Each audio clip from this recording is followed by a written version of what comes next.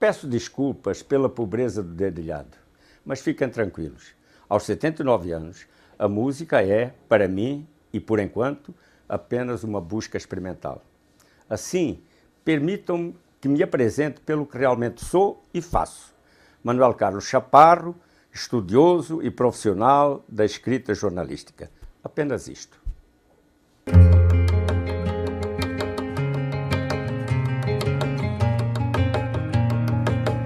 Na escrita está a minha fronteira de criatividade. Não por acaso escolhi o jornalismo como o meu pedaço de mundo. A escolha deu-se em 1957. Jovem militante operário, descobri que no jornalismo se escreve para que também os outros, todos os outros, possam dizer e saber, lutar e agir, perguntar, responder, concordar, divergir, viver e transformar. Por isso e para isso quis ser jornalista. E o que tudo isso tem a ver com a música? Tem a ver, sim, e muito. Nesta fase da minha vida, mais do que em qualquer das fases anteriores, ambiciono melhorar a qualidade do meu texto. E para escrever melhor, decidi dialogar com a música. Quero descobrir, sentir as seduções imersivas da linguagem musical, na sua maravilhosa escultura de ápices. Quero compreender a magia das combinações de ritmos e harmonias, de pausas e andamentos, intensidades e suavidades, crescendos e decrescendos. Na verdade, estudo música de olho no futuro. No futuro, antevejo a continuidade da linha do tempo que há 7 décadas me amarra à função social da escrita. Vem de longe essa caminhada. Até onde posso enxergar no labirinto das lembranças, lá está, 70 anos atrás, o marco inicial do meu envolvimento vital com a escrita. Tinha então 8 anos e era aluno da 2ª série do curso primário. Ei-lo aí na foto amarelada, fedelho quase insignificante com um sorriso desdentado da idade. O adulto engravatado da foto é o professor Lança, figura inesquecível que em 4 anos ensinou a Chaparro quase tudo o que ele sabe de gramática. Em boa parte, graças ao que o professor Lança já me ensinara da norma e da lógica gramaticais, vejam só, assumi poderes de escriba naquele grupo de miúdos, como se diz em Portugal. Por decisão informal, a classe delegou-me a divertida responsabilidade de escrever bilhetinhos da iniciação amorosa daqueles malandrotes interessados em conquistar olhares e sorrisos femininos da escola ao lado. Escrever é, desde então, a energia inteligente que me articula e movimenta, como ser pensante. Na raiz desta história há, porém, uma anterioridade sem a qual nada se explicaria. Meu pai, o ferroviário Gabriel Marques Chaparro, cresceu analfabeto na pobreza rural alentejana. Só aos 20 anos, no serviço militar, aprendeu a ler e a escrever e desenvolveu escondidas e surpreendentes habilidades para a escrita. Com elegância e clareza, tanto na caligrafia quanto no fraseado, fazia anotações quase diárias em cadernos de papel pobre sobre episódios e emoções do dia a dia. Escrevia cartas, muitas. Além do gosto pela escrita, do ferroviário Gabriel Chaparro aprendi que só a honestidade radical nos dá direito a falar em dignidade. Derivam também das lições paternas de honestidade alguns dos balizamentos éticos que organizam as relações profissionais de Chaparro com o texto. A principal delas estabelece que jamais os encantos da escrita devem ser usados para enganar os outros. Mas voltemos à linha do tempo para lembrar que o período da infância chegaria ao final de forma dramática. Aos 11 anos, sem aviso prévio, a linha do tempo empurrou-me para um desvio de percurso que aparentemente destruiria todos os meus sonhos de garoto. Em outubro de 45, o menino Manuel Carlos Chaparro adoeceu gravemente, com dores progressivas na articulação superior da perna direita. Ficou sem poder andar. Tuberculose óssea era o nome da doença. O bacilo de Koch instalara-se na cabeça do fêmur direito e a destruiria.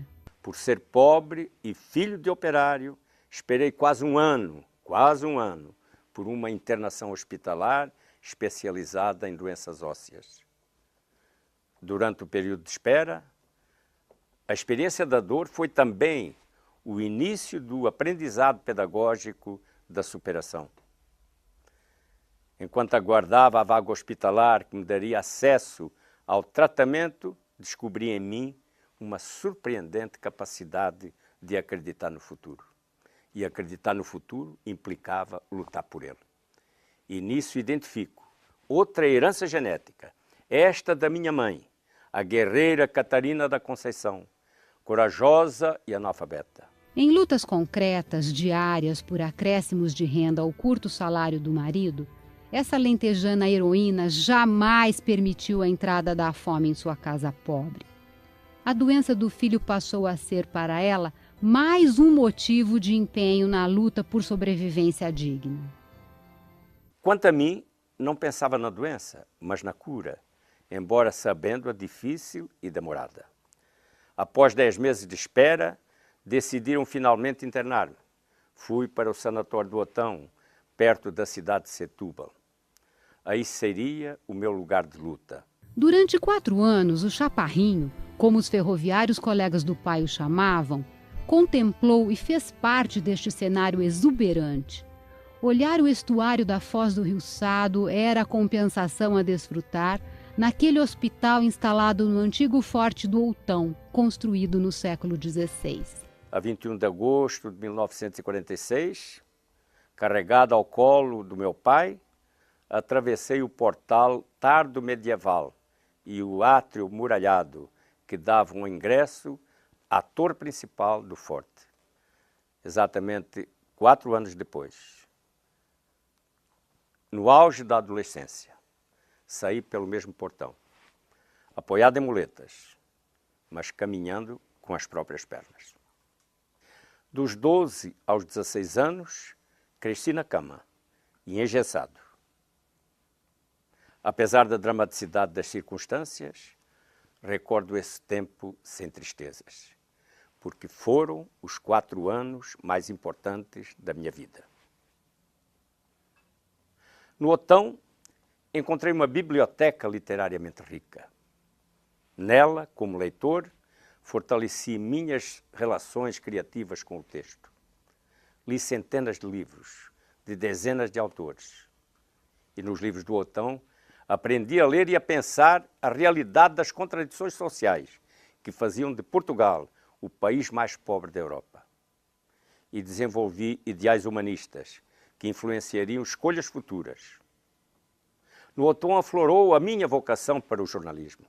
Com mais 2 colegas, criei um jornalzinho semanal de 8 páginas, que circulou regularmente durante um ano. Escrito à mão, tinha desenho gráfico, cuidadoso, organizado em colunas e titulação de bom peso visual. No Outão, o adolescente Chaparro recebeu de freiras franciscanas uma educação religiosa de foco cristológico.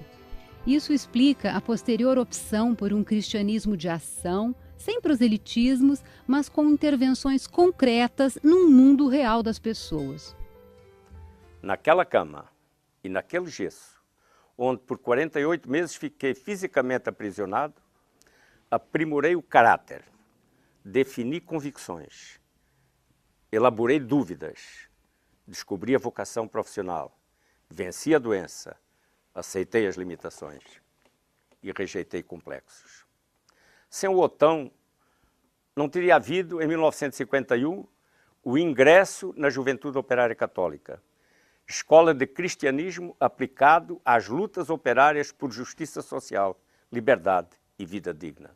Na JOC, logo assumi responsabilidades diretivas e encontrei o jornalismo. Fui repórter e depois editor do Juventude Operária, jornal aguerrido, vigiado pela censura salazarista. Circulava mensalmente, com tiragens de 20 a 30 mil exemplares, vendidos em portas de fábrica, cafés e residências pelos militantes. Sem as leituras e sem os escritos do Outão, sem a escola de vida e o laboratório de texto em que a JOC se constituiu, o filho do operário Gabriel Chaparro jamais poderia acalentar o sonho de se tornar jornalista profissional. Mas acalentou e o realizou, mesmo tendo apenas a escolaridade básica dos 4 anos de curso primário. Em 1958, aos 24 anos, obtive o registro profissional de jornalista, quando já trabalhava como repórter do Diário Ilustrado, um vespertino lisboeta importante, com 3 edições diárias. Singrei com facilidade na profissão. Com o decorrer do tempo, porém, crescia em mim a angústia da frustração devido à poderosa censura salazarista. Ela me tolhia a liberdade de dizer e agir pelo texto. Mas eis que em 1960 uma luz nova surge, iluminando novos horizontes. Recebi do Brasil um inesperado convite. Dom Eugênio Salles, então o mais jovem bispo brasileiro, queria ter-me como editor do jornal da sua arquidiocese, a Arquidiocese de Natal, que ele dirigia como administrador apostólico. Aceitei de imediato, ante a perspectiva de fazer jornalismo com liberdade no país mais admirado da comunidade lusófona. A bordo de um Constellation da Paner, atravessei o Atlântico na noite de 27 para 28 de maio de 1961. Comigo vieram a esposa, Maria da Conceição, e uma filha de 3 meses, a portuguesinha Paula. Na linda cidade de Natal, Chaparro tinha à sua espera o fascinante desafio de transformar em jornal influente na discussão pública um semanário de sabor paroquial fundado em 1937, composto e impresso em máquinas velhas, financeiramente pobre e ainda por cima chamado A Ordem. A Arquidiocese de Natal desenvolvia o mais importante trabalho social da Igreja Católica no Brasil, o chamado Movimento de Natal, conhecido e reconhecido até internacionalmente. E Dom Eugênio queria um jornal integrado ao discurso diocesano da transformação social das estruturas. Nesse rumo, eu como editor e o diretor, Dr. Otto Guerra, já falecido, fizemos uma solidária dupla. Dr. Otto era uma das figuras mais respeitadas da cidade, diretor da Faculdade de Direito da Universidade Federal. Um homem sábio, culto, justo, corajoso e sensato. E demonstrava isso nos ótimos editoriais que escrevia. Mantivemos o título A Ordem, mas modificamos profundamente o jornal. Em 3 anos, A Ordem ganhou 4 prêmios ESSO, fazendo jornalismo de reportagem e debate dos problemas sociais, políticos e econômicos da região. Vale a pena evocar circunstâncias desse sucesso em depoimentos de 2 protagonistas da vida cultural norte-riograndense. O jornalista Marcos Aurélio de Sá, hoje diretor do diário Jornal de Hoje, e o filho do Dr. Otto, o advogado e professor Marcos Guerra, atual vice-presidente da OAB do Rio Grande do Norte. Eu era um jovem ainda estudante do ensino médio e eu fui fazer um estágio no jornal A Ordem. E eu via o jornal A Ordem como uma coisa diferente da imprensa de Natal na época. Era um jornal que não estava a serviço de nenhum grupo político.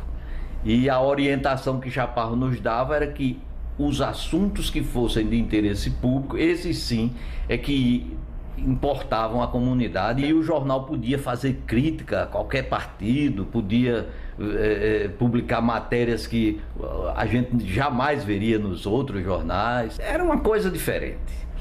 E eu posso dizer, hoje eu sou jornalista profissional, eu sou editor de um jornal, tenho já uma longa história de vida, posso dizer, esse sentimento da obrigação que o jornal tem com a sociedade, eu aprendi a ler.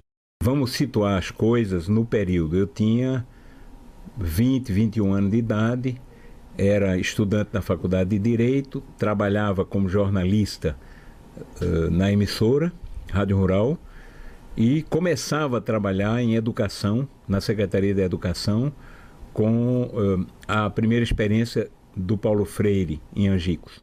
O que me impactava era o jornal ocupando os espaços. Quando se passava no sábado pela manhã, nas bancas de jornal, a gente via a primeira página da Ordem. No mesmo papel em que ele era impresso, vocês soltaram a primeira página, um mini outdoor, que dizia: hoje a Ordem está discutindo isso, leia sobre isso. Isso era muito importante, porque os outros jornais eram sempre iguais e a Ordem inovava. Ela trazia temas que interessavam a sociedade. Saí de Natal em outubro de 1964 para montar um modelo jornalístico de assessoria de imprensa na SUDENE, a poderosa Superintendência do Desenvolvimento do Nordeste. Fui para lá no bojo de um vitorioso movimento coordenado por Dom Hélder Câmara, de pressão sobre os militares, para que o comando da SUDENE fosse devolvido aos civis e aos técnicos. E assim aconteceu.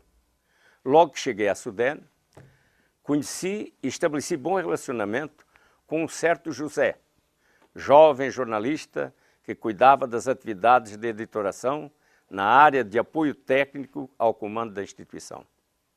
Aquele jovem, de cabeleira clara e olho azul, era José Marques de Melo, que se tornaria nosso mestre-maior na área das ciências da comunicação. Na SUDENE, eu e a minha equipe de 3 repórteres implantámos efetivamente um modelo jornalístico de assessoria de imprensa. A experiência vivida na SUDENE motivou o interesse de Chaparro pelo estudo da importância e da história das fontes no jornalismo. Daí resultou, anos mais tarde, a sua contribuição teórica mais divulgada, conhecida como Revolução das Fontes. Realizado o trabalho na SUDENE, voltei às emoções e às pressões das redações. E a linha do tempo desdobrou-se, então, em curvas e retas que exigiriam narração exaustiva, cansativa. Direi, em resumo, que foram percursos de crescimento profissional, em produtivas passagens por vários jornais, entre eles o Jornal do Brasil, o Diário de Pernambuco, o Jornal do Comércio do Recife, o Diário Popular e a Folha de São Paulo, sempre como profissional do texto. Mas a linha do tempo pode também sofrer interferências surpreendentes. Em setembro ou outubro de 1968, na Folha de São Paulo, um inusitado episódio pôs à prova a minha fidelidade aos princípios de honestidade da herança paterna. Em meio a uma crise que não vem ao caso detalhar, a cúpula administrativa do jornal ordenou-me a execução de um procedimento moralmente safado, em prejuízo de alguns colaboradores. Ao recusar fazer o que eles me pediam, optei pelo risco do desemprego. E não deu outra. Fui demitido na hora. Entrei assim na experiência vivida de jornalista desempregado.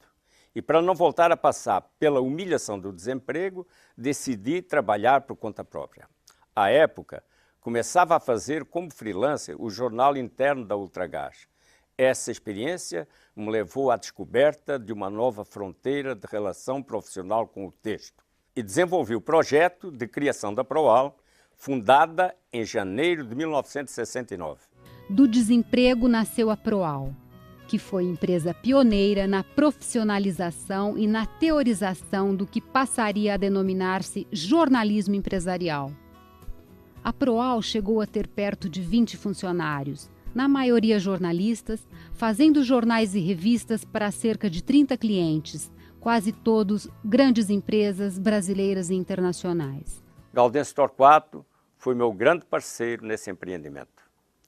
Além da contribuição de qualidade dada aos nossos métodos e produtos, Torquato fez da Proal laboratório de experimentação e reflexão para os seus estudos acadêmicos e ofereceu às ciências da comunicação a primeira tese de doutorado sobre jornalismo empresarial.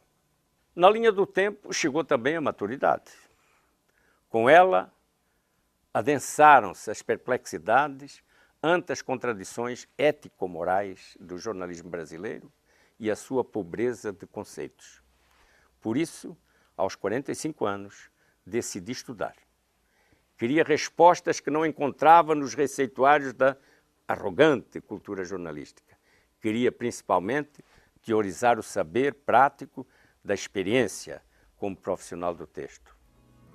Para surpresa de muitos, Chaparro decidiu candidatar-se ao ingresso na Escola de Comunicações e Artes da USP. Um atrevimento, pois no seu histórico escolar havia apenas o registro do curso primário feito com o professor Lança.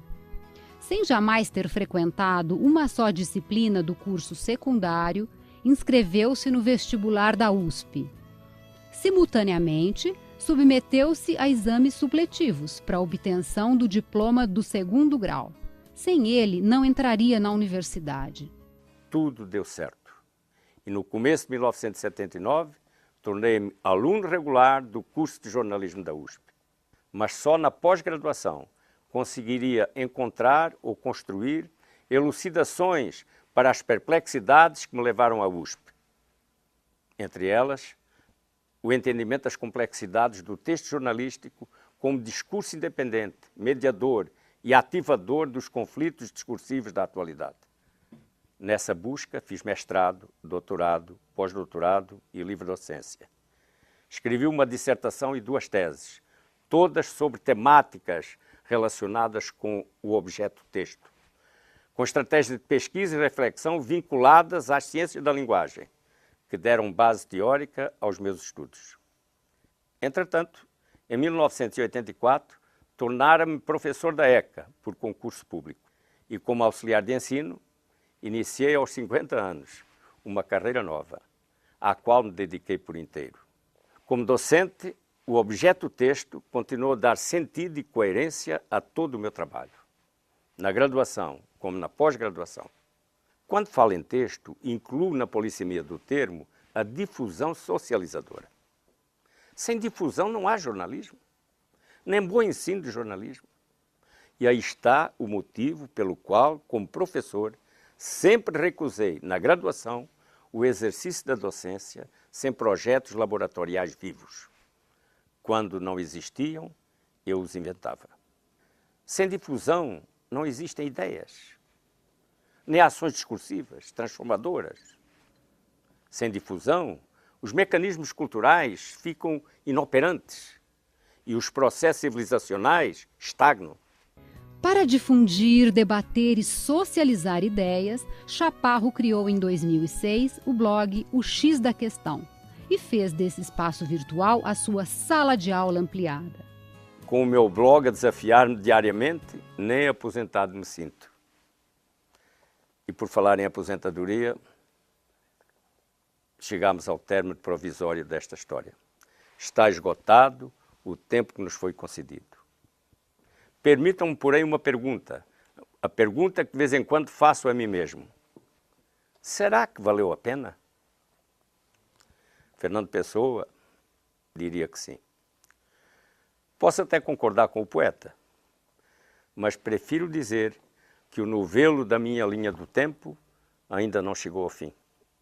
Quero ir além do que já pensei, do que já fiz, do que já escrevi. E espero que não me falte linha, nem tempo. E por enquanto, muito obrigado.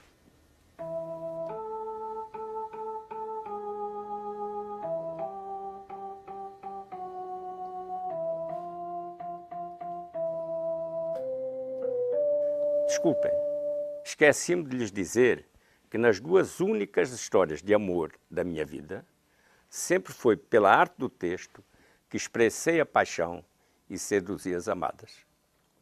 Arrisquei até fazer poemas, como este, dedicado a Maria Augusta. Lamentos de saudade numa noite de solidão em Aracaju. Triste e só, no espaço aberto que a lua ilumina, mas sob afagos da meiga brisa nordestina. Penso em ti, minha menina. Que importa a distância, se aqui te imagino, aqui te vejo, no afago da brisa a sorrir para mim, insinuando desejo. Posso até sentir o enlace do beijo. Abençoada brisa, que me traz teu rosto, teus olhos, teus lábios, teu corpo, teu ser.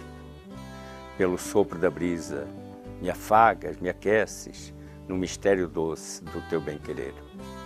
E em mim reacendes vibrações do viver. Porque no espaço aberto que a lua ilumina, em ti penso, minha menina. Eis-me aqui com filhas, genro, netas e netos.